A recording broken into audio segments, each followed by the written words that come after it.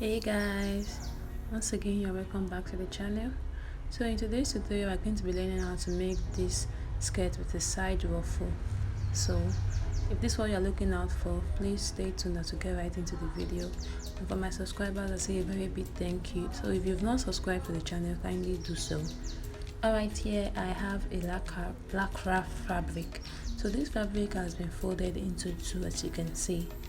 So what I'm just going to be doing now is I'll just go ahead and start taking out all my measurements. So as you can see, I'm going to be cutting this skirt with a band. So the band is going to be about 2 inches because it's going to be folded over. So that's 2 inches.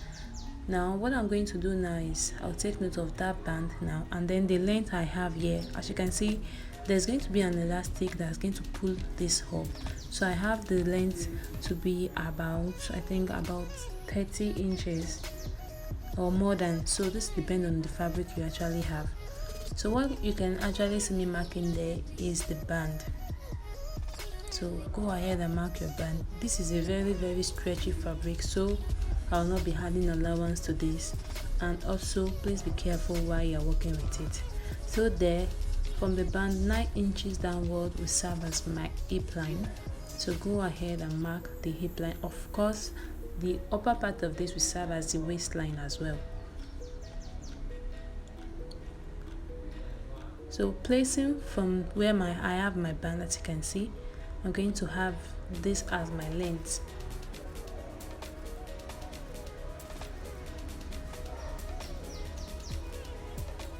So once again, if you want to work with a pin in order for it to be easier for you to work with.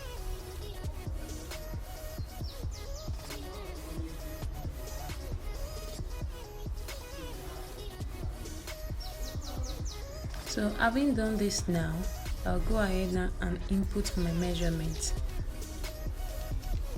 So this is actually not really visible on it because I'm working with a yellow chalk, and then it is very difficult for me to make lines on the fabric. Just work with the dotted lines you can see on the screen.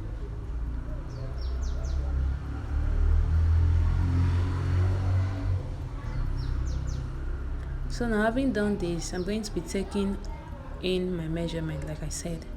So there I'm going to use my waist divided by 4, the circumference of my waist divided by 4. So just go ahead and mark it there and then indicate where that stop.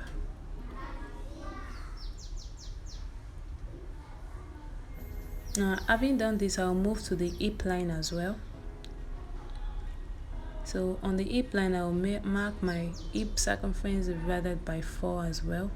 Then I'll mark it there without allowance.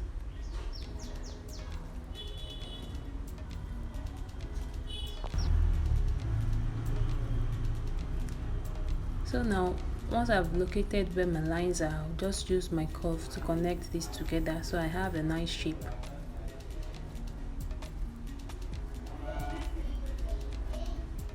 So you want to be careful while placing this as well. So this is what I'm going to be using for mine, and as well, if you have a hip curve, you can go ahead and use it as well.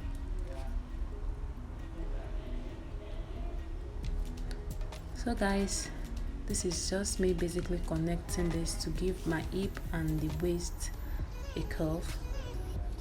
Please work on the dots you can see. Now having done this, now I'll take this and again confirm my measurements once again, because it is a very stretchy material, so you want to confirm to make sure it has not shifted. Now I'll repeat the same measurement I have on my hip on the length of this, and I'll connect it like this, as you can see. So what I'm just going to basically do here is I'm going to be using a pin to hold this down, because this is a very stretchy material, like I said earlier. So use your pin to hold all of this down so that it is easier for you to work with, and then so that you don't have it moving here and there. Right guys, so once I'm done putting my pins on this, what I'll just basically be doing is I'll take note of how long I want my ruffle to be. So as you can see, I folded this fabric and then I have some excess. So I'm going to just be using the excess as the ruffle.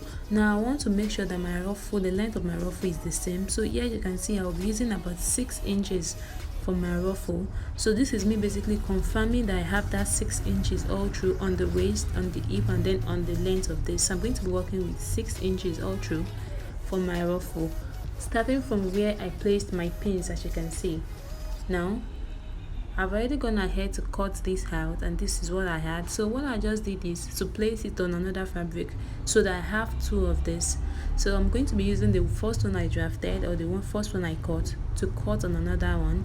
So this is me placing the 2 on each other. Now I'm just going to cut out the excess I have on the down part of this. So I think this is way easier to work with if you are going to place it like this, since it is very stretchy. So doing this, I have both the front and the back piece ready. Now what I will be left with is to shape this.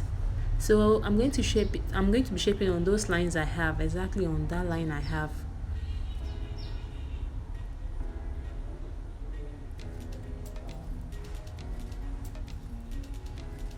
So that is me pointing to the line I'm going to be stitching on that line, and then I'll take note of that same measurement on the other side and stitch there too. But before we stitch there, let's go to the sewing machine and work on our band. Right, so we'll keep working on that as well.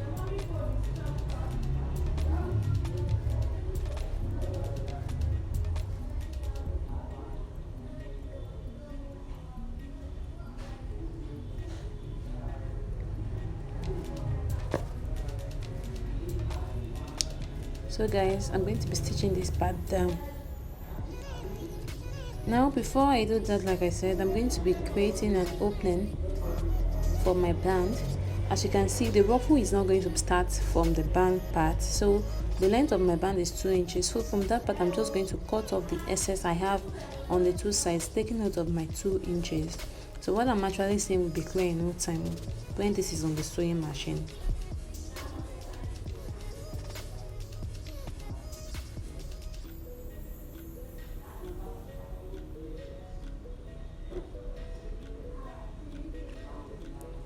Another thing you should take note of is that I've gone ahead to pin it on both sides so that it is easier for me to work with.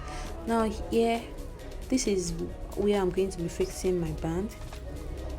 Now as you can see, I've already gone ahead to sew on both sides of this, so I make double stitches on both sides. Now I'm going to be cutting off this part, which I said will be my elastic, for my elastic and for my band. So the length of in which I left for the band is about 2 inches, so I'll just mark my 2 inches with my chalk there. Then on that part where I'm going to be sewing, I'll mark my 2 inches, then I'll cut it off.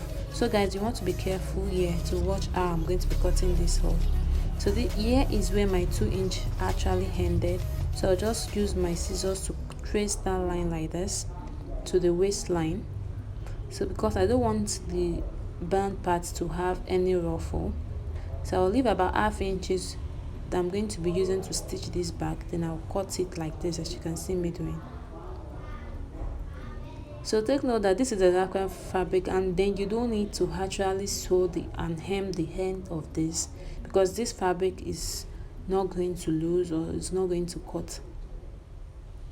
Now I'm going to be stitching this backward like this, as you can see me folding, so that I have the stitch inside. So I'm going to be stitching this right here like this, just with ½ inch on that part.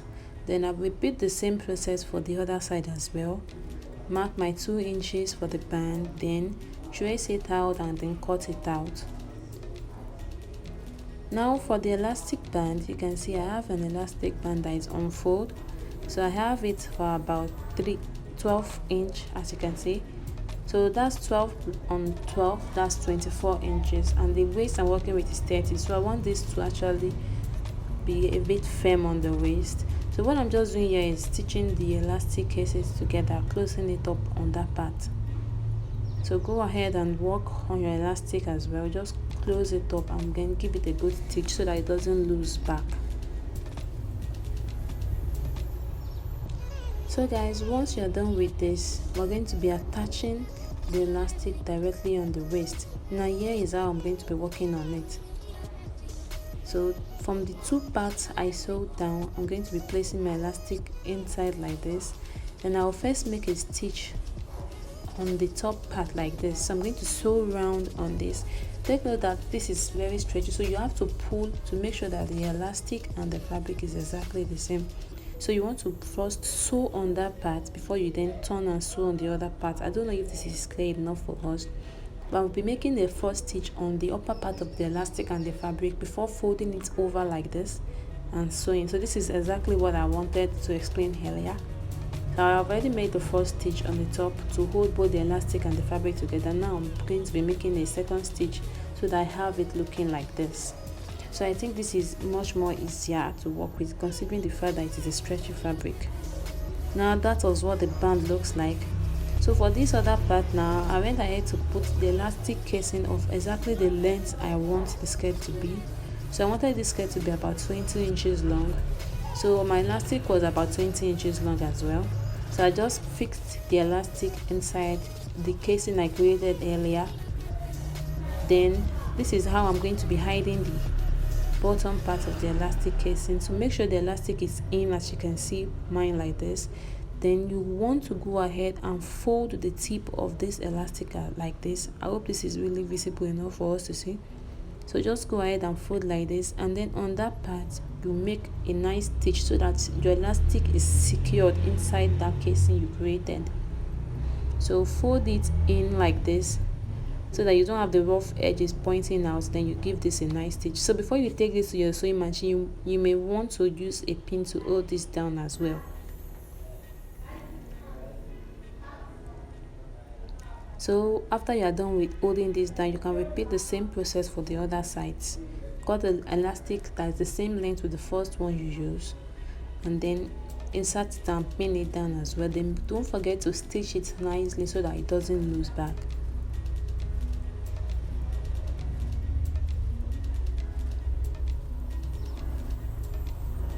Right, so this is what I'm going to be having, but I'll still take this to my sewing machine. Remember, I've not stitched this down. So this is just basically me showing us what the first side looked like before I'll go ahead and work on the other part. So guys, this was what I had after I was done. I have my elastic casing, elastic on both sides, and I've already gone ahead to secure it. So this was the outcome of the skirt. If you find this video helpful, please give this video a thumbs up, and please subscribe to the channel so that you get more videos, and then turn on your notifications so that you'll be notified when I upload a new video. I really appreciate you for watching this. Thanks a lot, and I'll see you in my next one.